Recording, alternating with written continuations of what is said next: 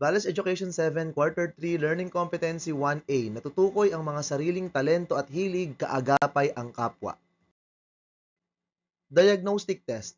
Sa mga susunod na slide ay magpapakita ko ng mga pangungusap na maaaring maglarawan sa iyo. Lagyan ng check ang bawat titik ng pangungusap na tumutugma sa iyong mga hilig o interes, o X naman kung hindi. Sagutin ito ng may buong katapatan. Number 1, mga paborito kong gawain.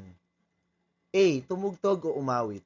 Kumanta mag-isa o sa harap ng ibang tao, tumugtog ng musical instruments tulad ng gitara, ukulele, flute, drums, piano o iba pa.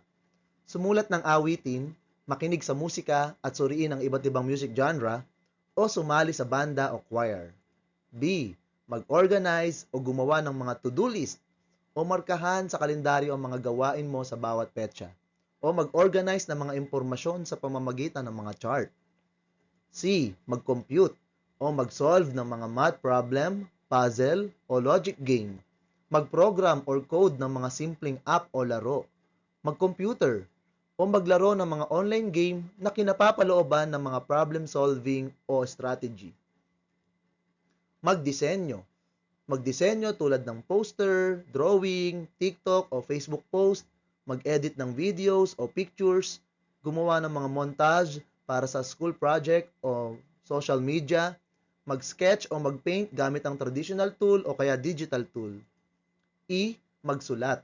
Magsulat ng essay, kwento o tula para sa school project o bilang libangan, magbasa ng aklat, manga, Wattpad stories, o sumulat ng script para sa isang blog or group project, mag-edit ng mga written work ng mga kamag-aral o sumali sa mga storytelling o speech competition. F. Magkumpuni. Magkalikot o mag-ayos o magkumpuni ng mga sirang gadget, bike o electronic devices. Bumuo ng modelo, mag-assemble ng furniture o gumawa gamit ng iba't ibang tools. Gumawa ng mga DIY project o tumulong sa pagkukumpuni ng mga sirang gamit sa bahay. Alisin ang mga bahagi ng laruan o gadget at alamin kung paano ito gumagana o magdisenyo ng isang mechanical na bagay o sasakyan. G. Lumabas tulad ng pagtatanim, paglalaro ng sports tulad ng basketball o volleyball, mag-hiking o mountain climbing, o mamasyal o sumali sa mga community cleanup drive or tree planting. H. Mag-eksperimento. Gumawa ng mga scientific experiment tulad ng paghahalo ng mga kemikal, manood ng mga science documentary o iba't ibang imbensyon, mag-research o magbasa ng mga artikulo tungkol sa mga bagong tuklas na kaalaman sa science, obserbahan ng mga bituin, o pag-aralan ng kalikasan upang maunawaan ang mga bagay-bagay. I. Magnegosyo tulad ng pagtitinda ng mga merienda o mga bagay na dinisenyo o nilikha mo, manghikayat sa iba upang tingnan ang ibang idea, mamuno sa pangkat para sa group project, makipagdebate o magpresenta ng sariling idea sa pamilya o mga kaibigan, o mag-organize ng iba't ibang event. J. Tumulong. Tumulong tulad ng pagtuturo sa kamag-aral na nahihirapan sa aralin, pagbo-volunteer para sa school program, o tumulong sa kapitbahay, sumali sa mga charity event tulad ng feeding program o pagdodonate, tumulong sa mga gawain ng komunidad tulad ng outreach activities o environmental campaigns, o magbigay ng payo sa kaibigang may problema. Number 2, ang pangarap kong trabaho. A. Singer, composer, music teacher, band member, sound engineer, o kahit anong may kinalaman sa musika. B. Office manager, office secretary or assistant, records clerk, bank teller, o kahit anong may kinalaman sa pag-oopisina at pag-aayos ng mga papeles. C. Computer programmer, software developer, mathematician, data analyst, accountant, o kahit anong may kinalaman sa computer, number, o logic. D. Artist, graphics designer, photographer, video editor, o kahit anong may kinalaman sa arts. E. Writer, journalist, editor, librarian, scriptwriter, o kahit anong may kinalaman sa pagsusulat. F. Engineer, mechanic, technician, machinist, o electrician, o kahit anong may kinalaman sa mga makina o tools. G. farmer, barangay tanod, environmental aid, tour guide, landscape specialist, forest ranger, driver, o kahit anong trabaho na palaging nasa labas o outdoor. H. Doktor, chemist, biologist, pharmacist, research scientist, o iba pang trabaho na may kinalaman sa natural science. I. Business owner, online seller, event planner, financial advisor, lawyer, sales representative, real estate agent, politician, marketing specialist, o kahit anong may kinalaman sa pakikipag-usap, pakikisalamuha, at panghihikayat sa mga tao. And J, teacher, social worker, guidance counselor, nurse, community organizer, o kahit anong trabaho na may kinalaman sa pagtulong o pag-alalay sa mga tao. Number 3, mga plano ko sa bakasyon. A. Magmusika.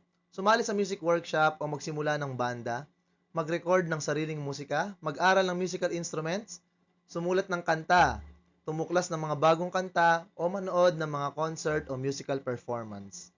B. Mag-organize at mag-ayos ng gamit. I-organize ang mga dokumento ng pamilya, mag-volunteer sa mga opisina ng barangay o relihiyon, gumawa ng journal o planner para sa pagbabalik sa paaralan, gumawa ng schedule para sa pamilya, isaayos ang mga personal file, picture, at iba't ibang mga bagay. C. Mag-aral ng programming, mag-aral ng basic programming o manood ng mga online video tungkol dito, mag-participate sa math learning camp, mag-solve ng mga math challenge o logic puzzle, o bumuo ng mga simpleng app o website. D. Gumawa ng likhang sining, mag-attend ng art workshop, mag-paint, mag-edit ng video, gumawa ng mga craft art, poster o digital artwork, mag-take ng mga picture ng mga lugar na pupuntahan. E. Magbasa at magsulat, magsulat ng mga bagong short story o tula, sumali sa mga book club o dumalo sa mga storytelling o writing workshop, mag-research at magsulat ng mga artikulo, magbasa ng mga bagong aklat, manga o Wattpad. F. Magkumpuni at bumuo. Tumulong sa pagkukumpuni ng mga appliance, mag-upgrade ng bike, bumuo ng mga DIY project, sumali sa mga workshop tungkol sa electronics o robotics, tumulong sa pag-i-improve ng tahanan tulad ng pagpipinta, o magpaturo sa magulang o nakatatandang kapatid ng pag-aayos ng motor o kotse. G. Lumabas. Mag-volunteer para sa tree planting o coastal cleaning, mag-hiking o camping kasama ang mga kaibigan o pamilya, sumali sa mga sports clinic tulad ng basketball o volleyball, o mamasyal. H. Tumuklas at mag-eksperimento. Sumali sa mga science camp o robotics class, magsagawa ng maliliit na eksperimento o bumuo ng mga science model sa tahanan, mag-research tungkol sa mga paksang may kinalaman sa science tulad ng astronomy o kapaligiran, pag-aralan ng mga halaman, uri ng mineral at iba pa, at sumali sa mga barangay environmental program. I. Magsimula ng maliit na negosyo, magtinda ng mga homemade snack o mga bagay na ginawa mo, sumali sa mga workshop o manood ng video tungkol sa pagnenegosyo, tumulong sa pamilya sa pamamahala ng maliit na business, itinda online ng mga lumang damit at iba't ibang produkto, o yayain ng mga kaibigan na magnegosyo. At J. Tumulong. Mag-volunteer para sa mga outreach program o donation drive ng barangay, tumulong sa feeding program o magturo sa summer class para sa mga bata, tumulong sa pag-organize ng mga gawain sa komunidad tulad ng sports fest o fiesta, o tulungan ang matatanda sa lipunan. Interpretasyon. Bilangin ang dami ng check sa bawat letra.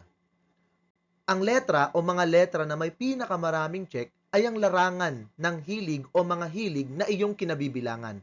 Ibig sabihin, ito ang mga bagay na kinahihiligan mong gawin.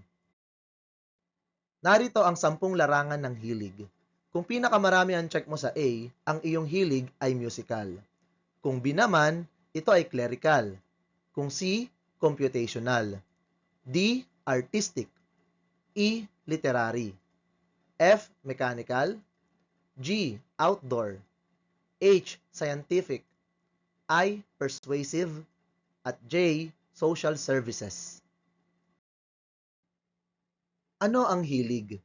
Ang hilig ay tumutukoy sa mga preferensya o choice ng isang tao sa mga partikular na uri ng gawain na nais niyang gawin. Ito ay naggaganyak o nagmomotivate sa isang tao upang kumilos at gumawa. Ang hilig ay tumutukoy din sa gawaing nais gawin dahil sa dulot nitong kasiyahan. Mayroong 10 larangan ng hilig. Ito ay inyo nang nasaksiyan sa pagsusulit sa nagdaan. Mahalagang malaman ang mga ito sapagkat matutulungan ka nito na maunawaan kung anong mga bagay o uri ng gawain ang nagpapasaya sa iyo. Iisa-isahin natin ang 10 ito sa mga susunod na slide. Musical. Ang isang taong may musical interest ay nasisiyahan sa pagtugtog ng musical instrument at paglikha o pagsuri ng musika. Ang mga trabaho o karir na bagay para sa mga taong may hilig na musical ay singer, composer, instrumentalist, music producer, sound engineer, voice coach, band member, at marami pang iba. Clerical. Ang isang tao may clerical interest ay nasisiyahan sa pagsasaayos ng dokumento, files, at mga gawaing pang-opisina. Ang mga trabaho o karir na bagay sa mga taong may hilig na clerical ay secretary, administrative assistant, data encoder, office clerk, bookkeeper, scheduler, at iba pa. Computational. Ang isang tao naman na may computational interest ay nasisiyahan sa mga gawaing may kinalaman sa numero o datos. Ang mga trabaho o karir na bagay para sa mga taong may hilig na computational ay programmer, data analyst, accountant, cashier, software developer, statistician, at marami pang iba. Artistic.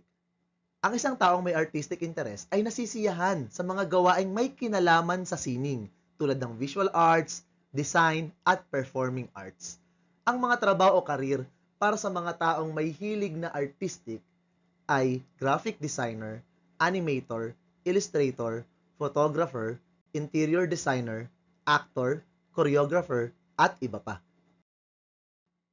Literary. Ang isang tao naman na may literary interest ay nasisiyahan sa pagsusulat, pagbabasa, at pagkukwento. Ang mga trabaho o karir na bagay para sa isang taong may hilig na literary ay journalist, author, editor, proofreader, copywriter, scriptwriter, at marami pang iba. Mechanical.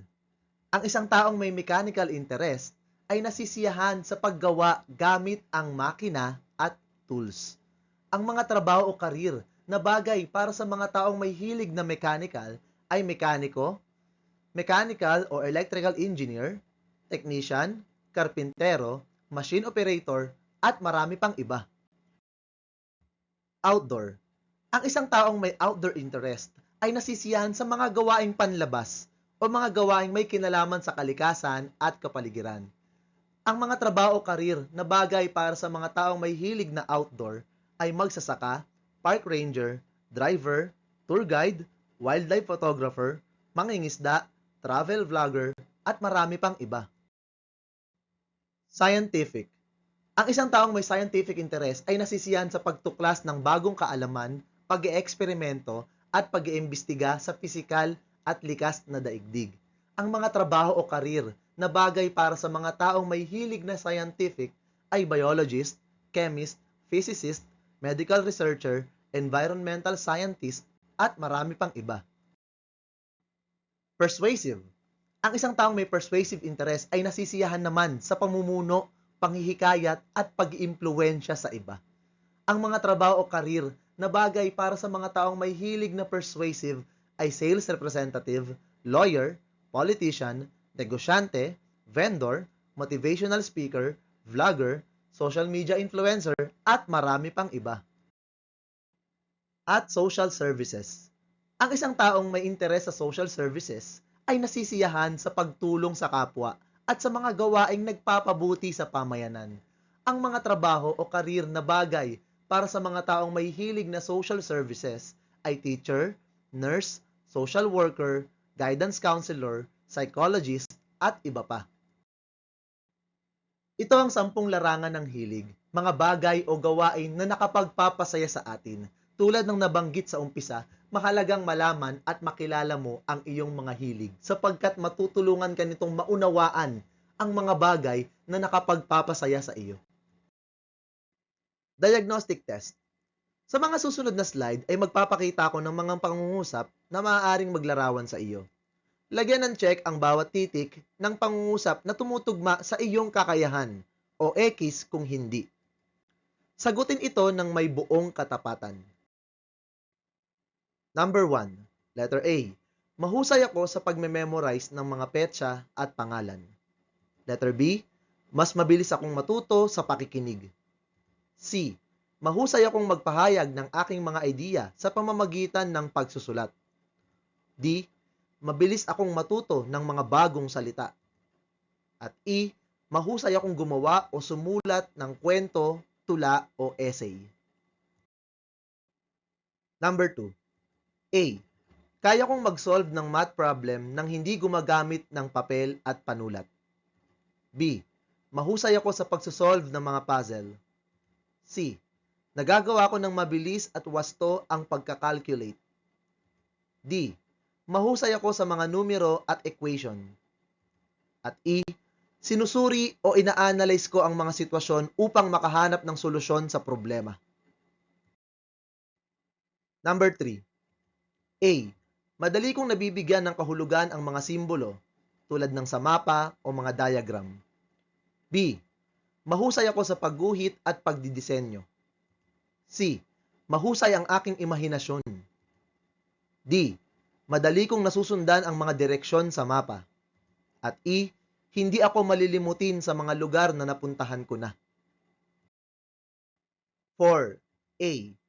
Mas mabilis akong matuto kapag hands-on o ako mismo ang kumikilos o gumagawa. B.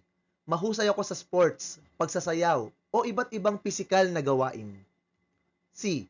Ginagamit ko ang katawan ko kapag nagpapahayag ng damdamin o ideya o ang tinatawag nating gesture. D. Mahusay ang aking kontrol at balance sa katawan. At E. Madali akong matuto ng mga bagong dance step o technique sa sports. 5. A. Mahusay akong kumanta. Hindi ako sintonado at wala sa tiyempo. B. Madali kong mapansin at maalala ang mga tugtog o tono. C. Mahusay akong tumugtog ng mga instrumento. D. Madali kong mapansin ang pagkakaiba-iba ng mga tunog. At E. Kaya kong mag-aral kahit may musika. 6. A. Mabilis akong makaunawa at makatugon sa damdamin ng ibang tao. B. Mahusay akong gumawa kasama ang ibang tao o ang tinatawag na collaboration o teamwork. C. Kaya kong ayusin ang gulo o hidwaan ng ibang tao. D. Kaya kong i-motivate at pangunahan ang iba. At E. Madali para sa akin ang magkaroon ng mga kaibigan. 7. A. Nakikilala at nauunawaan ko ang sarili kong damdamin. B. Nagninilay ako sa mga kilos at pagpapasyang nagawa ko upang mapaunlad ang sarili. C.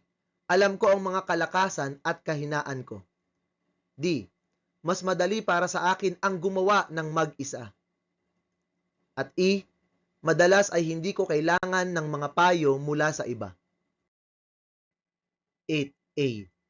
Madali kong mapansin at makilala ang mga pagkakaiba sa mga halaman, hayop at ibang bagay mula sa kalikasan. B. Nauunawaan at nahuhulaan ko ang pagbabago sa kalikasan. C. Nauunawaan ko ang kahalagahan ng kapaligiran. D. Madali kong mapansin ang mga pagbabago sa panahon. At E. Nauunawaan ko ang tamang paraan ng pag-aalaga ng mga hayop at ang kanilang mga pangangailangan. 9. A. Nagtatanong ako ng malalalim na mga tanong tungkol sa buhay at dahilan nito. B. Iniuugnay ko ang mga ideya sa mas malalawak na mga kahulugan o konsepto. C. Lubos kong pinag-iisipan ng dahilan ng pag-iral o pag-exist ng tao at ng sandaigdigan, universe. D. Malalim kong pinag-iisipan ng mga tungkol sa paniniwala at mga tradisyon. At E.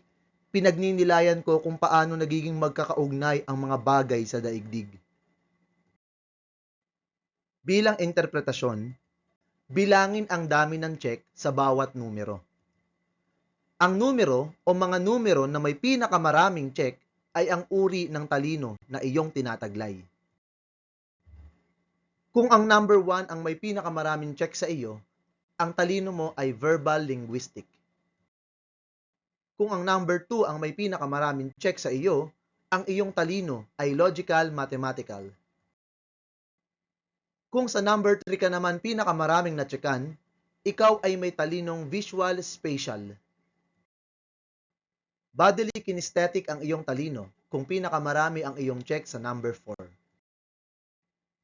Musical ang iyong talino kung sa number 5 ay marami ang tumugma sa iyong sariling kakayahan. Kung marami kang check sa number 6, ikaw ay may talinong interpersonal. Samantala, intrapersonal naman ang iyong talino kung marami kang check sa number 7. Naturalist ang iyong talino kung tugmang-tugma sa iyo ang mga pahayag sa number 8. At ikaw ay may talinong existential kung ang mga pahayag sa number 9 ay talagang totoo sa iyo. Ano nga ba ang talento? Ang talento ay tumutukoy sa mga natatanging kakayahan ng isang tao. Ito ay pangkalahatang talino o abilidad at itinuturing din na likas na kaloob. Naniniwala ka bang may talento ka? May mga tao na itinuturing ang sarili nila na walang talento. Pero baka naman hindi pa nila ito natutuklasan pa. Ayon sa isang psychologist na si Howard Gardner, mayroong iba't ibang uri ng talento o talino ang isang tao. At ito ay sinaad niya sa kanyang Theory of Multiple Intelligences. Narito ang mga talento o talino na mayroon ang isang tao ayon sa kanya. Verbal linguistic, logical mathematical, visual spatial, bodily kinesthetic, musical, interpersonal, intrapersonal, naturalist, at existential. Verbal linguistic intelligence. Ito ay kahusayan sa paggamit ng mga salita at wika tulad ng pagbabasa, pagsusulat at pagkukwento. Ang mga taong word smart ay mahusay sa pagbabasa, pagsusulat, pagkukwento, pagkakabisa, pakikipagdebate, pagtatalumpati at pag-aaral ng mga wika.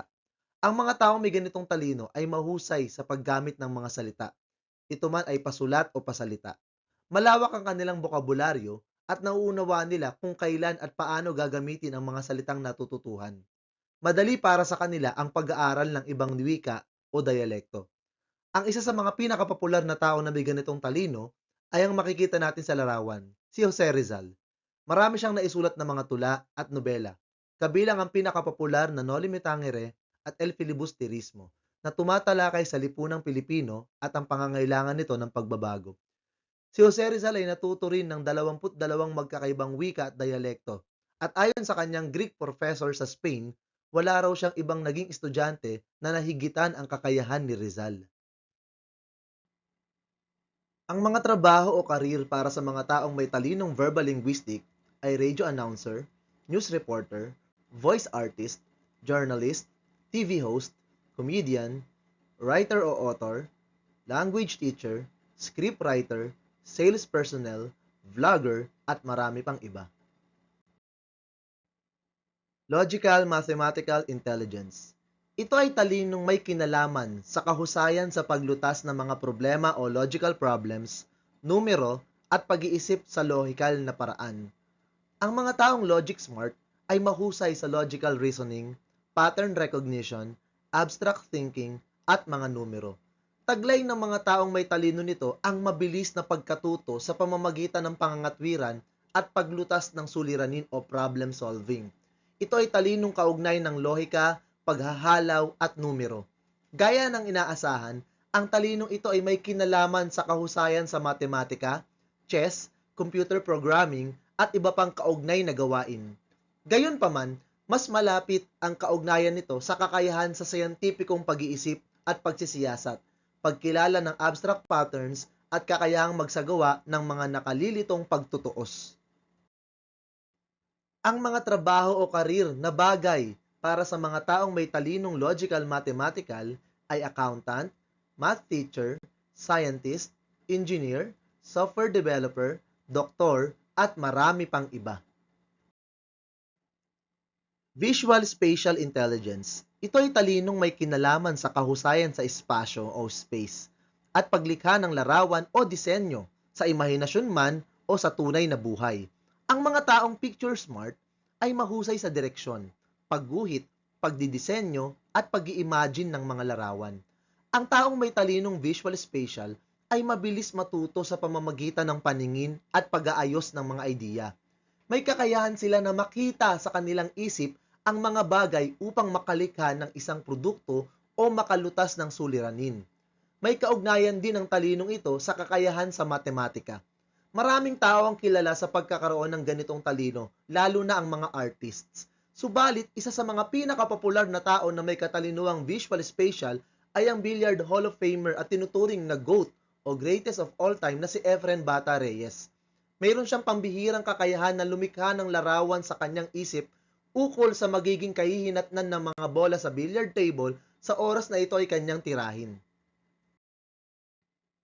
Ang mga trabaho o karir na akmang-akma para sa mga taong may talinong visual spatial ay architect, graphic designer, sculptor, piloto, manga artist, driver, animator, interior designer, urban planner, photographer, at marami pang iba. Bodily Kinesthetic Intelligence. Ito ay talinong may kinalaman sa kahusayan sa paggamit ng katawan upang lumutas ng problema, makalikha ng mga bagay, at gumawa ng gawain.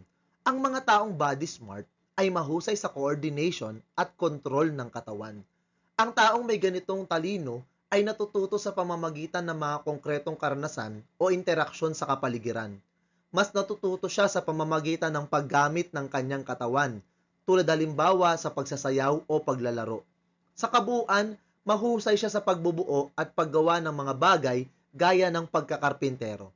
Mataas ang tinatawag na muscle memory ng taong may ganitong talino. Si Manny Pacquiao ang isa sa mga popular na halimbawa ng taong body smart. Bukod sa pagiging pound for pound king sa boxing, mahusay din siya sa ibang sports. Para sa mga taong may talinong bodily kinesthetic, ang mga trabaho o karir na bagay para sa kanila ay athlete, dancer, actor, surgeon, construction worker, stunt performer, fitness instructor, PE teacher, choreographer, at marami pang iba. Rhythmic Musical Intelligence. Ito ay talinong may kinalaman sa kahusayan sa pag-unawa ng mga tunog, ritmo, at musika. Ang mga taong music smart ay sensitibo sa iba't ibang tono at tunog. Mahusay sa paglikha ng musika at paggamit ng instrumento. Ang taong nagtataglay ng talinong ito ay natututo sa pamamagitan ng pag-uulit, ritmo o musika. Hindi lamang ito pagkatuto sa pamamagitan ng pandinig, kundi pag-uulit ng isang karanasan.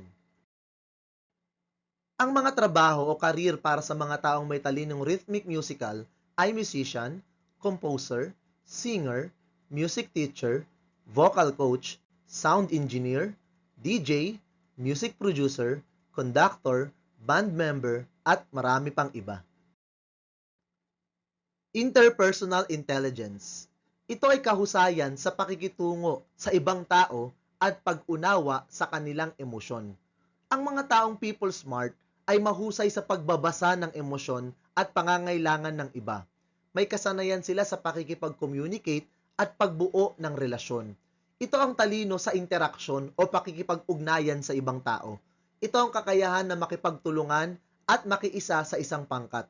Ang taong may mataas na interpersonal intelligence ay kadalasang bukas sa kanyang pakikipagkapwa o extrovert.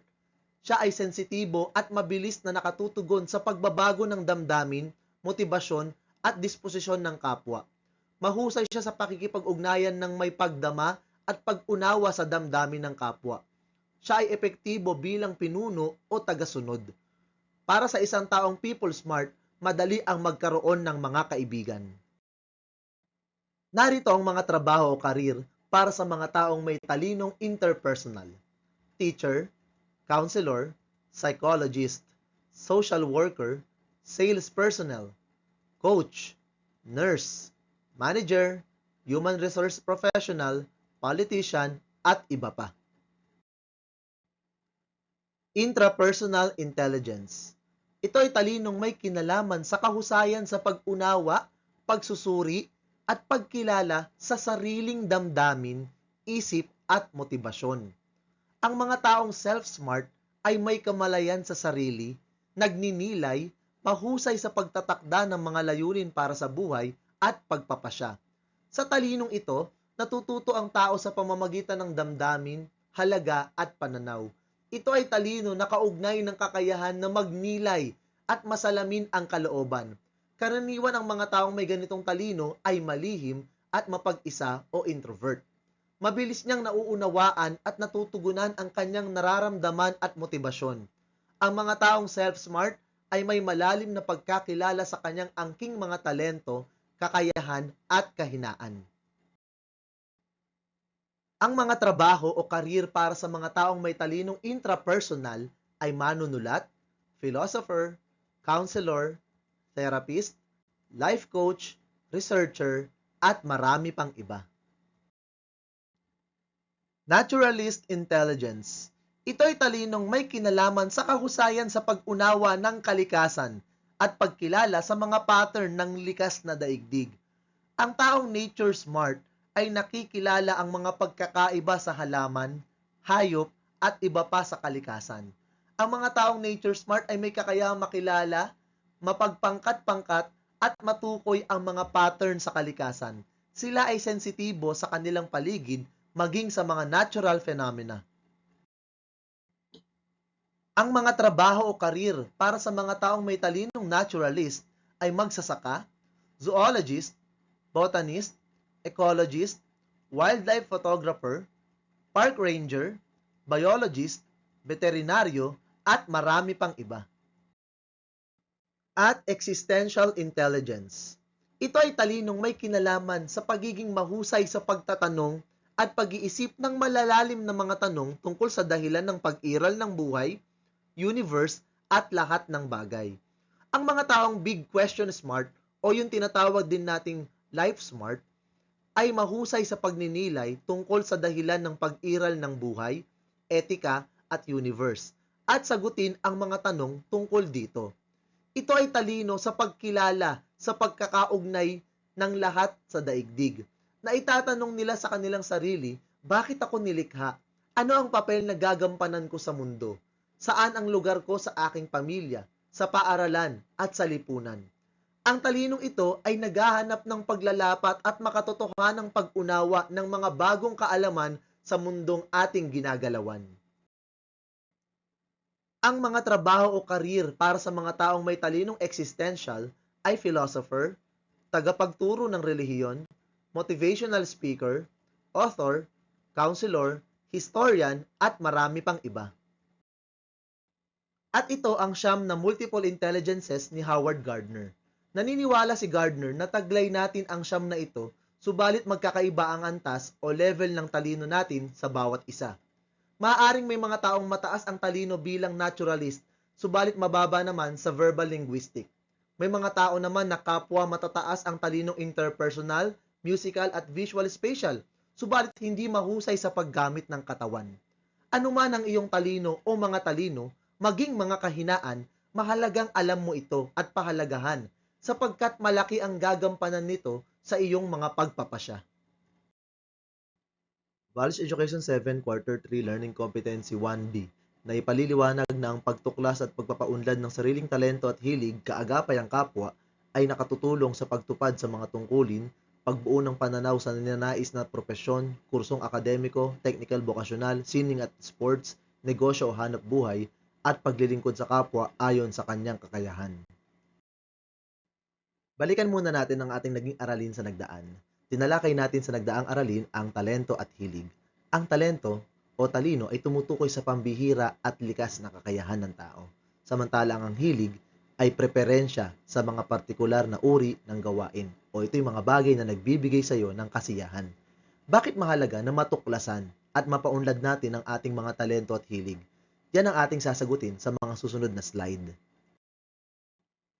Mayroon tayong kwento na matutunghayan sa araw na ito, ang pagtuklas ni Kali. Sa pagtatapos ng kwento, sagutin natin ang tanong na, Bakit mahalaga na matuklasan at mapaunlad ang sariling mga talento at hilig? Si Kali ay isang mausisang 12 taong gulang na bata na mahilig magkalikot ng kung ano-ano. Matatagpuan sa kanyang silid ang mga lumang laruan, sirang gadgets at toolbox na bigay ng kanyang tatay. Madalas ay iniisip ni Kali na siya ay isang pangkaraniwang bata lamang sa tuwing may nagtatanong sa kanya kung ano ang kanyang mga pinagkakaabalahan. Isang araw, ang kanyang guro ay nagbigay ng proyekto sa klase na kung saan ay kailangan nilang mag-imbento ng isang bagay upang masolusyonan ang isang problema. Nagliwanag ang mukha ni Kali. Naalala niya na ang kanyang batang kapatid ay palaging nakakatapo ng tubig o gatas sa tuwing umiinom, kung kaya napagpasya niyang lumikha ng isang basong tinawag niyang Sigma Cup. Spill is gone, milk's alright. Maraming oras ang ginugol ni Kali sa kanyang silid sa paggupit, pagdikit at pagtest nito. Ang kanyang ginawa ay naging mabisa. Ito ay matibay, simple at magandang tingnan. Labis na natuwa ang kanyang guro. Napakahusay mo sa pag-aayos at pag-iimbento, wika ng kanyang guro. Napagtanto ni Kali na ang paglikha ng mga bagay ang nagpapatangi sa kanya bilang isang bata na maaari niyang gamitin upang ibahagi sa mundo.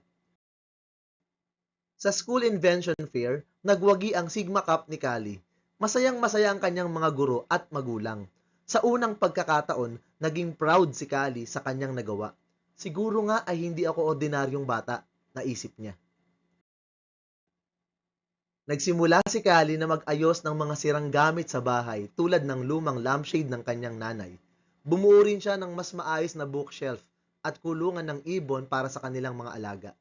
Hindi nararamdaman ni Kali na siya ay nagtatrabaho dahil nasisiyahan siya sa bawat oras na ginagawa niya ang mga ito. Sumali rin si Kali sa robotics team ng kanyang paaralan upang lalong mapaunlad at magamit ang kanyang talento sa pagbuo at pag-iimbento. Masaya ako na alam ko na kung ano ang gusto ko, sabi niya sa kanyang nanay. Isang araw, nasira ang wheelchair ng matanda niyang kapitbahay. Kinumpunin niya ito at labis itong kinatuwa ng matanda. Mula sa mga araw na iyon, hindi na pinagdudahan ni Kali ang kanyang sarili. Natuklasan niya ang kanyang talento at hilig na maaari niyang gamitin upang gawing mas madali ang kanyang pamumuhay at ng mga taong nasa paligid niya. Ngayon, sagutin natin ang tanong, bakit mahalaga na matuklasan at mapaunlad ang sariling mga talento at hilig? Batay sa kwento, narito ang kahalagahan ng pagtuklas at pagpapaunlad sa sariling mga talento at hilig. Ang bawat isa ay may natatanging kakayahan. Kapag natuklasan mo ang sarili mong talento at hilig, lalo mong mauunawaan at makikilala kung sino ka. Sa pagkakilala mo sa iyong sarili, maaring matuklasan mo rin ang iyong identity at purpose sa buhay. Tulad ni Kali, maaring akala niya nung una na libangan lang sa kanya ang pagkukutkot at pagkukumpuni. Yung pala ito ay kanyang talento at hilig. Kapag natuklasan mo ang iyong mga sariling talento at hilig, magkakaroon ka ng kumpiyansa o confidence o tiwala sa sarili mong magagawa o kakayahan, lalo na kung magagamit mo ng wasto at mahusay ang mga talentong ito. Sa kwento ni Kali, hindi ba noong pinuri ng guru niya ang gawa niya at nanalo siya sa School Invention Fair, labis niyang ikinatuwa at nagkaroon siya ng kumpiyansa sa mga magagawa niya? Ang paggawa ng mga bagay na tunay mong kinahihiligan at akma sa iyong talento ay maggaganyak sa iyo upang lalong matuto, mag-improve, at gumawa. At dahil alam ni Kali na siya ay may angking husay sa pag-iimbento, naging motivated pa siya lalo. Kapag alam mo na ang iyong mga talento at hilig, makakatulong ito sa iyo upang magkaroon ng maayos na pagpapasya tulad ng pagpili ng libangan, gawain at maging ng karir sa hinaharap. Tulad ni Kali na nagpa siyang sumali sa robotics team dahil alam na niya kung ano ang kalakasan niya. At kung alam mo ang iyong mga talento at hilig, maaari mo itong magamit upang tumulong sa iba at makapag-ambag sa lipunang iyong ginagalawan. Sa kwento, nagawa rin ni Kali na tumulong sa kapitbahay na nasiraan ng wheelchair gamit ang kanyang talento sa pagkukumpuni. Kung ating susuriing mabuti, mahihinuha natin na ang pagtuklas at pagpapaunlad ng talento at hilig ay nakatutulong sa pagtupad sa mga tungkulin, pagbuo sa pananaw sa ninanais na propesyon, at paglilingkod sa kapwa. Ang pagtuklas at pagpapaunlad ng iyong mga talento at kakayahan ay makatutulong sa iyo na tupdin ang iyong mga tungkulin, sapagkat nagagawa mong hawakan ang mga responsibilidad ng may kumpiyansa at kahusayan. Halimbawa sa tahanan, kung likas sa iyong pagiging creative o malikhain, magagawa mong gawing masaya ang pagsasaayos at pagliligpit ng iyong mga gamit. Sa paaralan, kung ikaw ay mahusay sa problem solving, magagawa mong matapos agad ang mga gawain ng may kahusayan. Sa pamayanan, ang mga hilig mo ay maaring magganyak o mag-motivate sa iyo na gumawa ng mga gawaing akma sa iyong lakas. Halimbawa ay pagpapaganda ng paligid, at matitiyak mong ikaw ay magiging committed at masaya rito dahil ito ay sang-ayon sa iyong mga hilig. Ang pagtupad sa mga tungkulin bilang kahalagahan ng pagtuklas at pagpapaunlad ng mga talento at hilig ay hindi lamang tungkol sa pagtulong sa iba. Ito ay tungkol sa paggawa ng masaya, makabuluhan at produktibo, sapagkat ito ay sang-ayon sa mga gawaing minamahal mo at kayang-kaya mo. Kapag pinauunlad mo ang iyong sarili, magiging madali para sa iyo ang magtagumpay sa mga responsibilidad at magiging masaya ka sa iyong mga ginagawa. Ang pagtuklas at pagpapaunlad ng iyong mga talento at hilig ay maaari mong maging gabay sa pagpili ng propesyon. Kapag nauunawaan mo ang iyong mga kalakasan, maaari kang makagawa ng pasya na magdadala sa iyo sa isang mas masayang career. Tingnan natin kung paano makatutulong sa iyo ang mga talino at hilig. Sa kursong akademiko, kung ikaw ay may talinong linguistic at may hilig na literary o scientific, mainam para sa iyo ang pumili ng kursong may kinalaman sa pagsusulat, pagbabasa o pagsasalita tulad ng journalism, education, law, history o philosophy. Kung ang talino mo naman ay logical mathematical at ang hilig mo ay computational o scientific, akma para sa iyo ang mga kursong engineering o technology, kung saan mailalapat mo ang iyong skills sa critical thinking at problem solving. Ang career sa software development at data science ay bagay din para sa iyo. Kung ang talino mo ay interpersonal at ang hilig mo ay social service o persuasive, maganda para sa iyo ang mga kurso at career na may kinalaman sa pakikisalamuha tulad ng pagtuturo, psychology o social work. Sa technical vocational naman, kung ang talino mo ay bodily kinesthetic at ang iyong hilig ay mechanical o outdoor, maaring pumili ka ng technical na career tulad ng automotive repair, carpentry o construction, kung saan ang iyong husay sa physical skills at problem solving ay kailangan. Kung ang iyong talino ay logical mathematical at ang iyong hilig ay mechanical o computational, akma para sa iyong pagpili ng technical vocational na kurso tulad ng electrical repair o computer system servicing, kung saan mailalapat mo ang iyong logical skill sa paglutas ng mga suliranin. Sining at sports. Kung ang iyong talino at hilig ay musical, mainam para sa iyo na sundan ang passion mo sa music at piliin ang mga profesyong may kinalaman dito tulad ng pagiging musician, composer o music teacher. Kung ang iyong talino ay visual spatial at ang hilig mo ay artistic, bagay para sa iyo na piliin ang graphic design, architecture, o visual arts bilang propesyon, sapagkat dito mo mailalapat ang iyong magiging malikhain. Kung ang iyong talino naman ay bodily kinesthetic at ang iyong hilig ay outdoor, dapat mong piliin ang pagiging athlete, coach, o fitness trainer.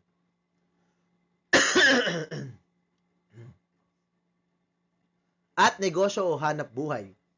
Kung ang iyong mga talino ay interpersonal at ang iyong hilig ay persuasive o clerical, mabuti para sa iyo ang magnegosyo o mga trabahong may kinalaman sa administration, kung saan ikaw ay mangunguna sa mga tao sa isang proyekto. Kung ang iyong talino ay logical mathematical at may hilig na computational, mainam para sa iyo ang piliin ang mga hanap buhay na may kinalaman sa economics o finance, tulad ng financial planning, data analysis o business. Sa pamamagitan ng pagtutugma ng iyong mga talino at hilig, makapipili ka ng propesyon na hindi ka lang magiging mahusay, kundi magiging masaya ka pa. Ang paggamit ng iyong talino sa paraang akma rin sa iyong passion o interest ay magdudulot sa iyo ng mas higit na kasiyahan at tagumpay sa iyong career. At bilang huli, ang pagtuklas at pagpapaunlad ng iyong mga talento at hilig ay makatutulong sa iyo upang makapaglingkod sa kapwa. Kapag nauunawaan mo kung saan ka magaling at ano ang mga bagay na nakapagpapasaya sa iyo, maaari mong maibahagi sa ibang tao ang iyong mga kasanayan sa makabuluhan at mabisang paraan. Halimbawa, kung ikaw ay may talento sa musika, maaari kang mag-perform sa isang maaari kang mag-perform maaari kang mag-perform sa mga event ng pamayanan o magturo sa iba kung paano tumugtog. Kung ikaw ay mahusay sa math, maaari kang tumulong sa ibang mag-aaral na nahihirapan sa araling ito. Maaari mong magamit ang iyong talino sa science at problem solving sa pagbibigay ng lunas sa mga problemang kinakaharap ng inyong pamayanan tungkol sa baha at basura. Sa pamamagitan ng mga talento at hilig na ito, makapag-aambag ka sa lipunan, patuloy na mapauunlad ang iyong mga kasanayan at makapag-iiwan ng positibong impact sa iba. Kung ang propesyon o karir na iyong pipiliin ay akma sa iyong mga talento at hilig, magagawa mo ito ng mahusay at magdudulot ito sa iyo ng mataas na antas ng kasiyahan. Kapag ikaw ay mahusay at masaya sa iyong ginagawa, hindi mo mararamdaman na ikaw ay naghahanap buhay. Tingnan mo ang mga professional basketball player. Nararamdaman kaya nila na sila ay naghahanap buhay kung ang pagbabasketball ang nagpapasaya sa kanila? Kung ikaw ay mekaniko ng sasakyan na mahusay sa trabahong ito at ito ang nagpapasaya sa iyo, talagang hindi mo maiisip na ikaw ay naghahanap buhay. Nakatatanggap ka ng sweldo o bayad sa mga trabahong masaya mong ginagawa. Kaya piliin mo ang karir o profesyon na mahusay ka at masaya ka. Balish Education 7 Quarter 3 Learning Competency 1C na isasakilos ang pagpapaunlad ng mga sariling talento at hilig kaagapay ang kapwa. Paano mo mapauunlad ang mga sarili mong talento at hilig? Yan ang ating sasagutin sa ating aralin. Una, magsanay palagi. Kapag madalas mong ginagawa ang isang bagay, lalo kang magiging mabuti o magaling dito. Ang palagiang pagsasanay ay magpapaunlad sa iyong talento ng paunti-unti. Kahit 10 minuto lang kada araw ang ilaan mo para rito, magdudulot na ito ng pagbabago. Pangalawa, humingi ng opinyon o feedback mula sa iba. Maaari kang magtanong sa iyong guro, kaibigan o pamilya tungkol sa kanilang opinyon sa iyong talento at hingi ng kanilang payo. Maaari kasing may nakikita silang ibang bagay na makapagpapaunlad sa iyo. Sila rin ang mag-cheer o susuporta sa iyo kapag ikaw naman ay nakita nilang mahusay na. Pangatlo, magtakda ng mga layunin para sa sarili. Maaari kang magplano ng goal para sa sarili. Halimbawa, ngayong linggo, mag-aaral ako ng bagong sayaw o mag-aaral akong gumuhit ng kamay ng tao na nasa iba't ibang posisyon. Ang maliliit na layuning ito ay may malaking maitutulong upang ikaw ay umunlad sa iyong talento at hilig. Pang-apat, sumubok ng mga bagong bagay. Huwag kang matakot na sumubok ng bago kahit na alam mong maaari kang mahirapan. Ang pagkakamali ay bahagi ng pagkatuto. Ang pagsubok sa mga bagong bagay ay maaaring makatulong sa iyo na lalo mong makikilala ang iyong talento. At panglima, maging matyaga. Upang maging mahusay sa isang bagay, kinakailangan mong maglaan ng maraming oras at pagsusumikap. Kahit ang mga pinakamahuhusay na singer, athlete o artist ay nagsimula rin sa pagiging beginner. Huwag kang sumuko. Tibayan mo ang iyong loob, sipagan mo, at mararating mo ang nais mong marating. Magbahagi at magpaunlad. Makipagpareha sa iyong kamag-aral o kaibigan. Pag-usapan ninyo kung ano ang talento ng isa't isa. Halimbawa, pag-awit, pagguhit, paglalaro ng sports, at iba pa. Itanong at sagutin ng isa't isa. Ano sa tingin mo ang mabubuti kong mga katangian o strength kung pag-uusapan ay ang aking talento? Ano naman ang mga bagay na dapat ko pang paunlarin, weakness, tungkol sa aking talento? Pagkatapos marinig ang kalakasan at kahinaan ng isa't isa, magmungkahi sa isa't isa ng mga paraan kung paano mapauunlad ang sariling talento. Halimbawa, mahusay kang gumuhit, subalit siguro ay dapat mong paunlarin ang pag-shade para mas gumanda ang mga gawa mo. O kaya naman, mahusay ka sa pagsasalita, subalit dapat mong sanayin ang pagiging confident sa pamamagitan ng pagsasalita ng mas malakas. Ibahagi ang mga mungkahi sa klase. At para sa performance task, magkakaroon kayo ng talent show. Ipresenta sa klase ang iyong talento. Ito ay kahit ano na mahusay ka at kinahihiligan mong gawin, tulad ng pag-awit, pagsasayaw, pagdidribble ng bola, pagsasolve ng Rubik's Cube, o paggawa ng mga tricks gamit ang yoyo. Ang iyong performance ay hanggang 2 minuto lamang. Maaari kang magdala ng props tulad ng yoyo, bola, art materials, at iba pa. Maaari kang magsuot ng costume o outfit na babagay sa iyong talento. Narito ang criteria para sa talent show. Creativity and originality, 10 points. Execution, 10 points. Audience impact, 10 points. Overall performance, 20 points. Kabuang puntos ay 50 points. Sa ating aralin, natuklasan natin kung paano nakatulong ang pag-alam ng ating mga talento at interes upang magkaroon tayo ng tiwala sa sarili. Kapag natutuwa natin kung saan tayo magaling tulad ng pagkanta, pagsayaw, pagguhit o iba pang mga talento, mas nagiging malinaw kung ano ang ating mga kakayahan. Ang tiwala sa sarili ay paniniwala sa ating sariling kakayahan. Kapag alam natin ang ating mga lakas, nagiging mas kumpiyansa tayo sa mga bagay na ating ginagawa. Hindi lang ito tungkol sa pagpapakita ng talento sa harap ng iba, kundi pati na rin sa pagtanggap at pagpapahalaga sa ating sarili.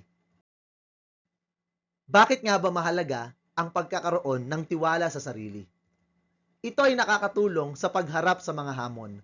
Ang pagkakaroon ng tiwala sa sarili ay nagbibigay sa atin ng lakas upang harapin ang mga pagsubok at problema ng may positibong pananaw. Ito ay nagpapalakas ng loob na sumubok ng mga bagong bagay. Kung may tiwala tayo sa ating sarili, nagiging mas bukas tayo sa mga bagong oportunidad at karanasan. Ito ay nagpapalakas ng pagiging resilient. Ang tiwala sa sarili ay tumutulong sa atin na malampasan ang mga pagkabigo dahil alam natin na bahagi ito ng pagkatuto. Ito ay nagbibigay ng lakas para makamit ang mga pangarap. Kung naniniwala tayo sa ating kakayahan, mas nagiging determinado tayo na magpatuloy at magtagumpay sa ating mga layunin. At ang tiwala sa sarili ay nagpapabuti ng ating pagtingin sa sarili. Ang tiwala sa sarili ay nagpapalago ng ating positibong imahe at pagkilala sa ating sariling halaga. At dyan po nagtatapos ang ating aralin sa araw na ito. Nawa ay may natutuhan po kayo. Salamat po sa panonood at pakikinig. Paalam!